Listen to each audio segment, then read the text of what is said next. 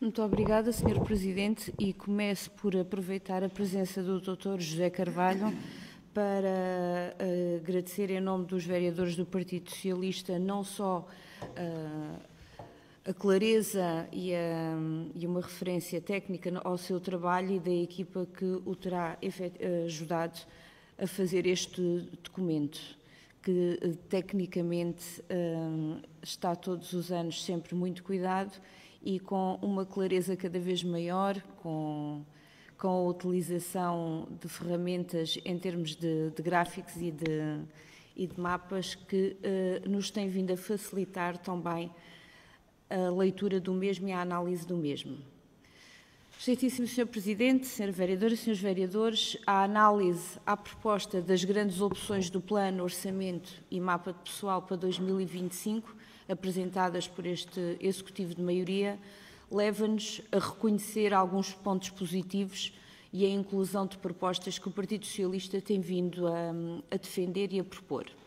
No entanto, não podemos deixar de expressar a nossa discordância natural com diversas opções estratégicas e prioridades estabelecidas, que continuam a demonstrar uma visão de governação que, na nossa perspectiva, carece de um alinhamento mais robusto com as reais necessidades do Conselho.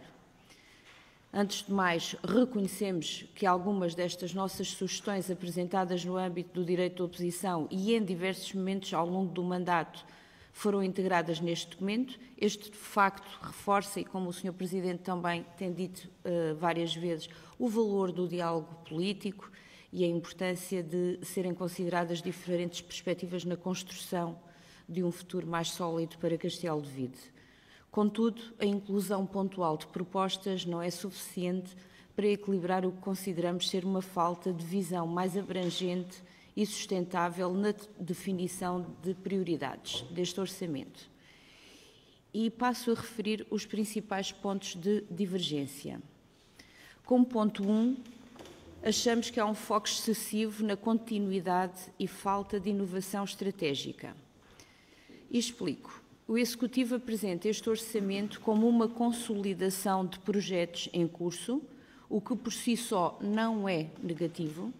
No entanto, continuamos a notar a ausência de um planeamento inovador e disruptivo que responda aos desafios estruturais do Conselho, nomeadamente na fixação de jovens, na modernização do tecido económico e na criação de uma estratégia transversal que vá além do ciclo autárquico. Ponto 2. Aumento estrutural das despesas correntes. É verdade que o município beneficia de um aumento das transferências da administração central em cerca de 705 mil euros, essencialmente do lado das receitas correntes, o que permite reforçar o orçamento. Paralelamente, verifica-se uma situação financeira saudável do ponto de vista do endividamento financeiro que permite olhar para o novo quadro comunitário com ambição. No Anuário Financeiro dos Municípios Portugueses referentes ao ano 2023, o município de Castelo de Vide surge em 32º lugar no ranking global de eficiência financeira no contexto dos municípios com igual dimensão, que são 48 no total. Também não se pode ignorar o crescimento contínuo das despesas correntes, em grande parte impulsionado pelas transferências de competências, sendo apontada a educação como o principal motivo para o aumento das despesas com pessoal. Mas não nos podemos circunscrever a isto, porque não se pode ignorar o crescimento contínuo das despesas com pessoal, que ultrapassam os 4,7 milhões de euros para 2025, mais de 49% do total do orçamento.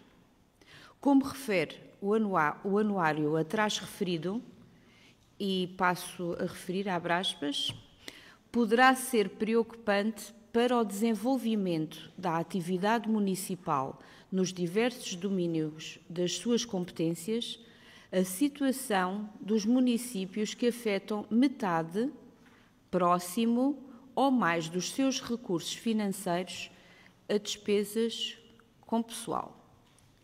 Fim de citação. O mesmo documento refere que Castelo de Vide está em segundo lugar a nível nacional dos 308 municípios com mais peso de despesa com pessoal nas despesas totais em 2023. Esta percentagem de cerca de 50% com despesas com pessoal prevê no mapa de pessoal para 2025 mais 42 postos de trabalho a preencher. 42. Sabemos que há áreas em que manifestamente se sente falta de pessoal, nomeadamente nas oficinas e na higiene urbana, mas o que vemos na proposta do mapa de pessoal é o reforço de outras áreas que não aquelas que estão carentes de mais pessoal há vários anos. Para além disto, acrescem 444 mil euros apresentados como despesa em trabalhos especializados. Portanto, uma grande parte é mais recursos humanos. E mais 210 mil euros em despesas com serviços especializados, outros que não sabemos bem o que são. Esta situação representa uma despesa estrutural e permanente para o município, o que deixa pouco espaço para investimento em áreas prioritárias e reduz a margem de manobra para imprevistos ou novos projetos. Ponto 3. Pouca atenção a projetos estruturantes para o futuro. Destacamos a necessidade de uma estratégia mais ambiciosa para a fixação da população, especialmente no que toca à criação de habitação acessível e ao estímulo ao emprego qualificado. Vemos no documento projetos como o bairro da Mealhada, que, embora importantes, a carecerem de nova definição ou de uma definição mais clara relativamente aos seus objetivos e de articulação com políticas nacionais e europeias. Ponto 4. Economia e inovação insuficientemente priorizadas. Apesar do reconhecimento do papel das empresas e da economia local, não vemos neste documento um compromisso sério com o incentivo ao empreendedorismo, à inovação tecnológica e, essencialmente, à transformação digital, que tanto tem sido aqui falada, mas que não mereceu preocupação neste documento. Estas áreas são cruciais, como sabemos, para revitalizar o concelho e atrair novos investidores. Mais uma vez aqui, a parte da inovação que não vemos no documento. Ponto 5. A ausência de qualquer referência ao setor agrícola. E pegando nas palavras do Sr. Presidente na primeira intervenção, logo do primeiro ponto desta ordem de trabalhos, estão, por um lado, preocupados com as alterações climáticas e com o setor agrícola, mas no documento não encontramos absolutamente linha nenhuma dirigida ao setor agrícola. Apesar de ser um documento extenso, há uma ausência de qualquer referência a esta área e, consequentemente, àqueles que têm na atividade agrícola a sua principal fonte de sustento. Sabemos que o setor agrícola é, e sempre foi, uma das bases estruturantes da economia local e da identidade cultural e resiliência das nossas comunidades rurais. Para muitos munícipes, a agricultura não é apenas uma atividade económica, mas sim uma forma de vida, um legado, muitas vezes passado de geração em geração. Este setor desempenha um papel vital, quer na criação de emprego e geração de rendimento, na preservação da paisagem e do território rural, na produção alimentar local, que contribui para a segurança e soberania alimentar, na sustentabilidade ambiental quando praticada com métodos responsáveis. Ignorar esta realidade numa proposta de governação é ignorar uma parte essencial do nosso concelho e das suas gentes. Os agricultores, como já hoje aqui foi referido, enfrentam atualmente desafios cada vez maiores, onde se inclui o impacto das alterações climáticas, com períodos de seca severa e fenómenos meteorológicos extremos que comprometem as culturas e os pastos. E enfrentam igualmente custos de produção elevados, devido ao aumento dos preços de combustíveis, fertilizantes e outros consumos agrícolas. A necessidade de inovação e modernização que exige apoio técnico e financeiro e a dificuldade de acesso a mercados agravados pela escassez das cadeias de distribuição locais e regionais, como sabemos. Estes problemas exigem respostas concretas por parte do município, que tem um papel fundamental em criar condições para a sobrevivência e o desenvolvimento deste setor e cuja atuação não se substitui às eventuais ajudas do Estado e da União Europeia, às quais os agricultores já acedem por via das candidaturas. São antes complementares. Ponto número 6. Total ausência de referências à economia social. E apesar de, no documento, serem referidos os dois novos programas, quer o Radar, quer o CLDS, não é com surpresa, mas com grande preocupação, que constatamos uma total ausência de referências à economia social na proposta das grandes opções do Plano e Orçamento para 2025. Porque vai muito para além desses dois programas, vai efetivamente de ser definida uma estratégia de economia social. Este silêncio não só ignora uma dimensão fundamental da vida do nosso Concelho, como também desconsidera o papel essencial desempenhado por este setor na coesão social e no bem-estar da nossa comunidade. Não é apenas a economia social, não é apenas um complemento, é um pilar central. E temos tido aqui nos últimos anos as instituições particulares de solidariedade social a quase que a dar gritos de pedido de ajuda de que precisam do município ao lado deles.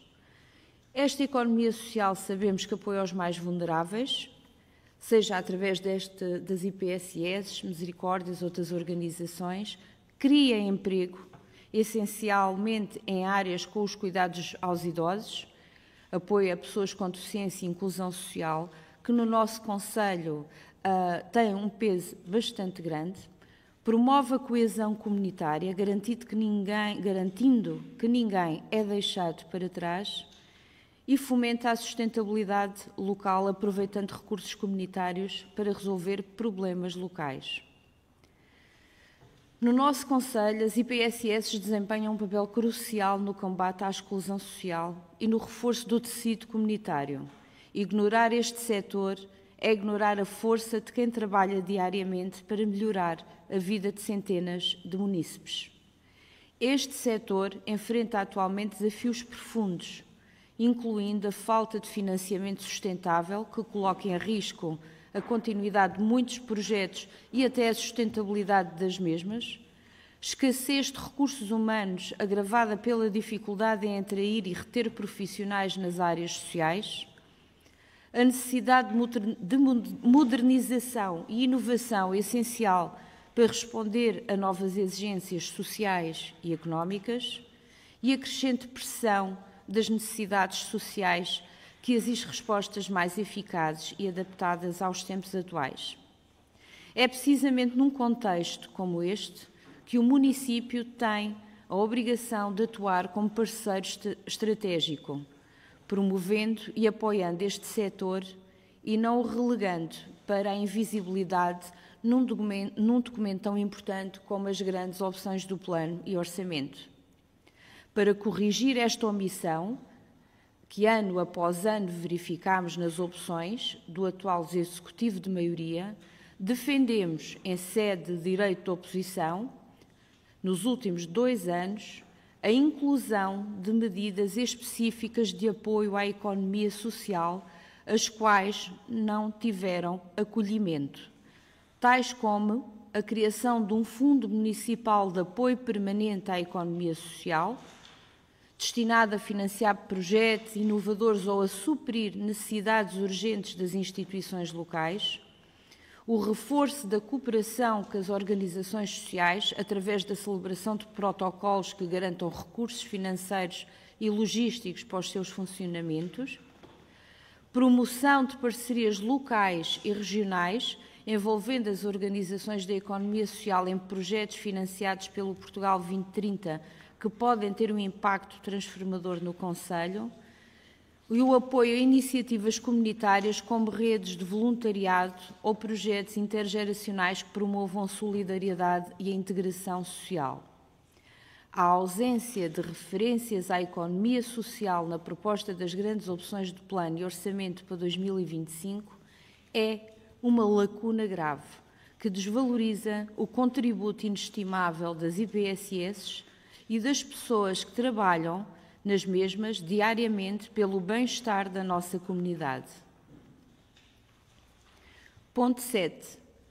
Retorno financeiro para o município e para a economia local dos investimentos na cultura e recuperação do património. Reconhecemos como muito positiva, ao longo dos vários anos de governação, a preocupação e o avultado investimento do Executivo de maioria na cultura e no património, nomeadamente no que respeita à recuperação de imóveis transformados em espaços museológicos, à recolha e tratamento de acervo importante e determinante para a preservação da identidade e da memória do Conselho e para o desenvolvimento de uma estratégia de atração de visitantes. No entanto, a criação e abertura de espaços museológicos no nosso Conselho, tal como tem sido conduzida, levanta questões pertinentes que não podem ser ignoradas. Constatamos que os museus e espaços culturais criados pelo município, apesar do seu valor histórico e cultural, não têm gerado um retorno financeiro significativo para o município nem para a economia local. O modelo de gestão gratuita, aliado à ausência de um planeamento estratégico integrado, está a criar uma situação em que as receitas para o município são inexistentes, uma vez que não são cobradas entradas nestes espaços, e a comunidade local beneficia pouco com o turismo, pois os visitantes limitam-se a passar, visitam os museus, mas não consomem de forma expressiva nos estabelecimentos comerciais locais, apesar de muitos levantamentos nas caixas multibanco. Temos sido bastante críticos relativamente a este modelo de gestão, cujo impacto na sustentabilidade financeira e económica é, na nossa opinião, grande. Custos para o município. A criação e a manutenção de espaços museológicos exige investimentos significativos e permanentes, desde a reabilitação de edifícios à preservação do acervo, para além dos custos operacionais com recursos humanos e os serviços inerentes ao funcionamento dos mesmos. Sem uma política de geração de receitas, estes custos tornam-se um encargo direto para os cofres municipais, comprometendo a sustentabilidade financeira dos mesmos e, em última instância, do Conselho. Falta de impacto na economia local. É preocupante que, apesar do esforço do município em atrair visitantes, que reconhecemos, não se observem reflexos positivos no comércio local. O turismo cultural deve ser um motor de desenvolvimento económico, mas para tal é essencial criar uma ligação direta entre os espaços museológicos e o tecido empresarial da região.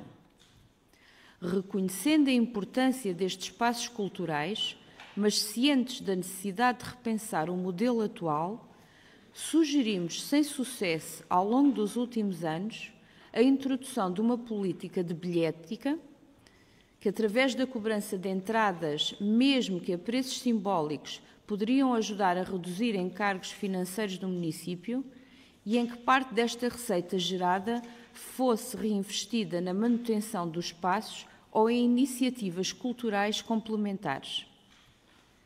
Criação de parcerias com o comércio local, através do desenvolvimento de programas que estimulem os visitantes dos museus a consumir no comércio local.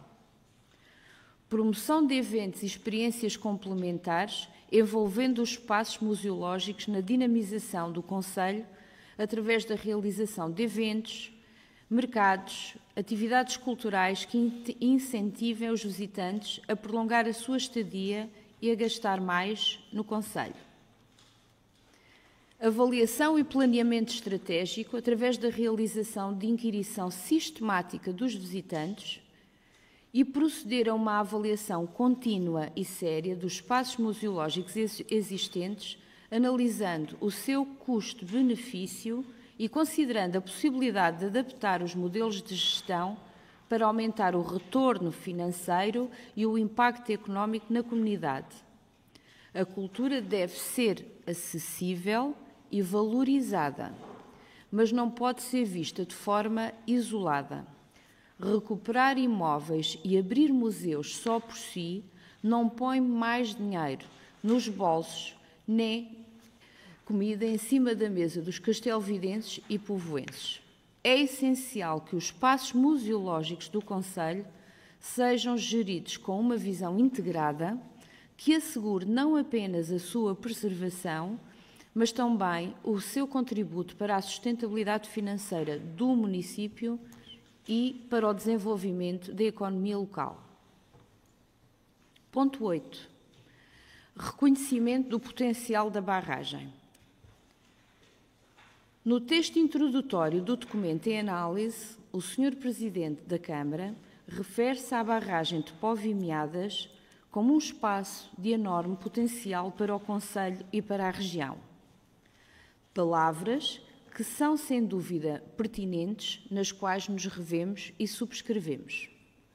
Num passado recente, por vontade de todo este Executivo e de um membro do último governo do Partido Socialista, deu-se um passo gigante para a resolução dos problemas que envolvem o espaço da barragem de Povimiadas. Reconhecemos o valor estratégico deste espaço para o lazer, turismo e para o desenvolvimento económico de Castelo de Vide e Povimiadas. No entanto, ao olharmos para o futuro deste local, é impossível ignorar o facto de que as ações anunciadas para a revitalização carecem de coerência e, sobretudo, de uma abordagem integrada e urgente para resolver problemas de longa data, como é exemplo a existência de um parque de campismo clandestino que envergonha os munícipes e mancha a reputação do concelho. Concordamos que a barragem de Povimiadas tem sido um recurso subaproveitado, tanto do ponto de vista económico quanto turístico. A implementação de equipamentos como o bar-restaurante anunciados no documento pode, de facto, contribuir para a sua revitalização, desde que enquadrado num plano mais abrangente que assegure a valorização ambiental, social e económica do local. A ideia de transformar a barragem num espaço privilegiado de lazer é meritória e fundamental, mas questionamos a ausência de medidas concretas e imediatas para resolver problemas evidentes que prejudicam a imagem do local. Não podemos continuar a ignorar o facto de que a existência de um parque de campismo clandestino junto à barragem é uma situação que persiste há anos, desvalorizando o espaço e a sua percepção por parte das pessoas que vivem neste concelho, dos visitantes e dos turistas. Este local, não licenciado e sem condições adequadas, não só compromete a experiência de quem visita a barragem, mas também coloca em causa a segurança dos residentes no concelho, dos visitantes e dos turistas, a reputação do concelho, o impacto ambiental. Os vereadores do Partido Socialista defendem que o Executivo deve priorizar a remoção imediata do parque de campismo clandestino antes de qualquer outra atividade, ao mesmo tempo que promove um plano coerente e ambicioso para o desenvolvimento sustentável do espaço da barragem, que sabemos que existe, já o vimos, temos conhecimento, mas não vem refletido naquilo que é o Orçamento de 2025. O potencial da barragem de Póvoa e Meadas é inegável, mas a sua concretização exige mais do que anúncios de novos equipamentos.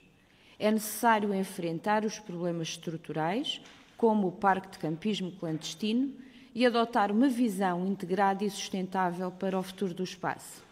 Apelamos, assim, ao Executivo que demonstre coragem política e tome medidas concretas e imediatas, pois é fundamental que este local, que deveria ser um motivo de orgulho para todos nós, deixe de ser um constrangimento para os munícipes.